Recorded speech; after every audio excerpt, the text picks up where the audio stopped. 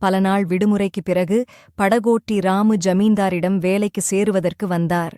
உங்களுடைய மனைவி, குழந்தைகள் எங்கே என்று அவரிடம் படகோட்டி கேட்டார்.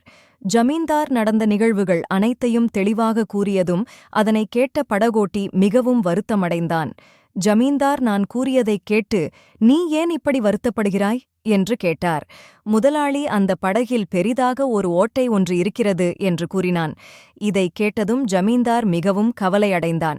படகில் பயணம் சென்ற ஜமீன்தாரின் குடும்பத்தினர் திரும்பி வந்தனர். அனைவரும் நல்லபடியாக இருப்பதாய் கண்ட ஜமீன்தார் மனதில் அளவற்ற சந்தோஷம் அடைந்தான். மறுநாள் பெயிண்டர் பாபுலாலை அழைத்து ஜமீன்தார் பணத்தினை கொடுத்து நான் மிகவும் மகிழ்ச்சியாக இருக்கிறேன் என்று கூறினார். பாபுலால் அந்த பணத்தினை கையில் வாங்கி எண்ணி பார்த்ததும் மிகவும் ஆச்சரியப்பட்டான்.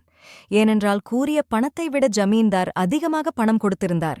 ஜமீன்தாரிடம் நீங்கள் எனக்கு தவறாக பணம் கொடுத்துள்ளீர்கள் என்று கூறினான்.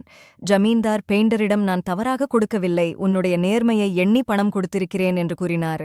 நாம் படகிற்கு மொத்தமாக 1500 ரூபாய்தானே பேசினோம், நீங்கள் எனக்கு 6000 ரூபாய் கொடுத்துள்ளீர்கள் என்று கூறினான். இது சரியான தொகை இல்லை என்று கூறினான். ஜமீன்தார் பாபுலாலிடம் நீ எனக்கு ஒரு நல்ல காரியம் செய்து இருக்கிறாய் என்று கூறினான்.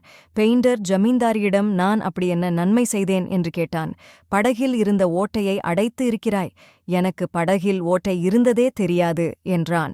நீ படகில் உள்ள ஓட்டையை அடைத்ததனால் தான் என் மனைவியும் குழந்தையும் சந்தோஷமாக பயணம் செய்தார்கள்.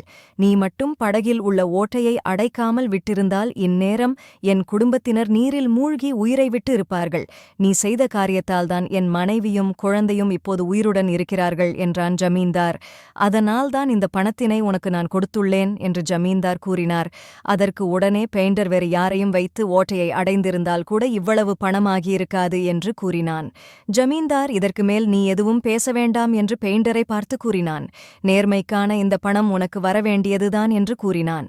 அந்த பணத்தினை பாபுலால் வாங்கிக் கொண்டு ஜமீன்தாரிடம் உங்களுக்கு பெரிய மனசு நன்றி என்று கூறிவிட்டு அந்த இடத்தை விட்டு பெரும் சந்தோஷத்துடன் பாபுலால் கிளம்பிவிட்டான். இந்த கதையின் நீதி, இந்த கதையின் மூலம் நாம் தெரிந்து கொண்டது எப்போதும் நம்முடைய வேலைகளை எதிர்மறையாக இல்லாமல் நேர்மையாக செய்தோம் என்றால் அதற்கேற்ற நல்ல பலன் பாபுலாலுக்கு கிடைத்த மாதிரி ஒவ்வொருவருக்கும் கண்டிப்பாக கிடைக்கும். எதிலும் நேர்மையாக இருக்க கற்றுக்கொள்ளுங்கள் நண்பர்களே. நன்றி, வணக்கம்.